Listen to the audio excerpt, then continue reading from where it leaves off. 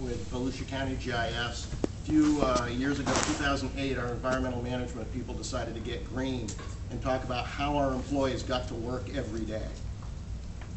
So what we did was consider $4 a gallon, which gas was back then, or almost there. We looked at our 3,000 county employees and tried to find databases that showed where they lived and where they worked. We managed to get a HR database that showed where employees lived, so that gave us the starting point. And that same database had an employee work location code, but it didn't tell us what building they worked in or what location they worked in. We took that employee home address information and geocoded it. And as you can see from the graphic here, we were surprised at how far afield some of our employees came from. Quite an amazing distance. We were able to match the home address with about a 99% match rate. We then got from our accounting people a building location code that also had an address field. So that gave us the ability to do a home address and a work location join between the two data sets. This pointed out a problem though.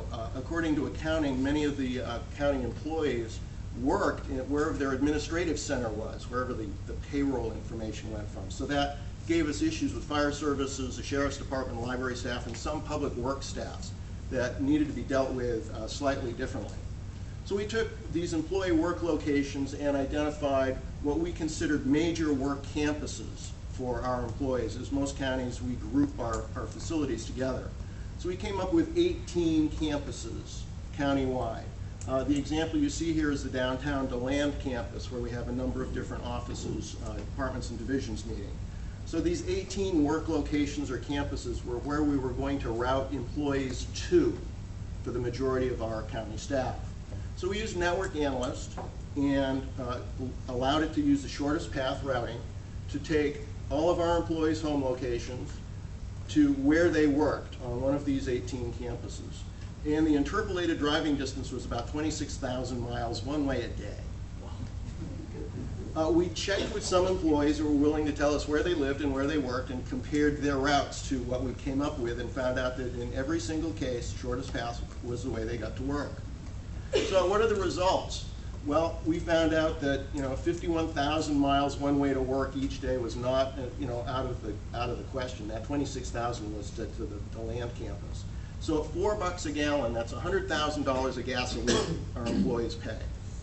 So we used this information in a couple of different ways. One was, what shift do you work, where do you work, and then who around you does the same thing for carpooling or van pooling.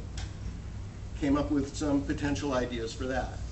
We looked at choke points, where a lot of our out-of-the-county employees came into the county, major bridges, State Route 44, the I-4 bridge over the St. John's at Lake Monroe, and looked for places that we could purchase parking lot space for van pool or carpool centralization points.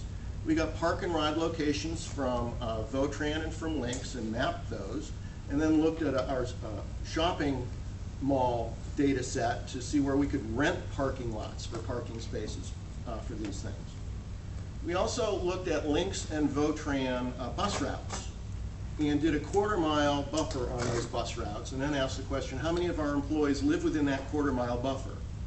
Not just within the buffer, but we also wanted to know they lived and worked within the buffer, and tried to do some connectivity questions with that. Can they potentially ride a bus from home to their workplace? We found that 969 employees lived within the buffer zone, but only about 475 both lived and worked within the buffer zone, and the routes that they would have to take would not always be timing-wise to what their shifts were. But it was still an interesting assessment. So what are we going to do from here? Well, we're going to try to include cities in our analysis, because we're going to do this again. We're going to continue to look for park and ride lots. Fleet Services has offered up vans for van pooling if we want to try to get that off the ground. And I'm pushing teleworking because you can't always get out of the house to go to work. We're also looking at modifying work locations. We found people that worked in a particular department but had to drive to get there, where they could bike or walk to get there if they worked in another county facility. So all in all, it was a rather interesting investigation into driving distances and some alternatives. And there's a lot of different ways that we can identify how this data can be used in the future. So I have 5 seconds for questions. Thank you very much.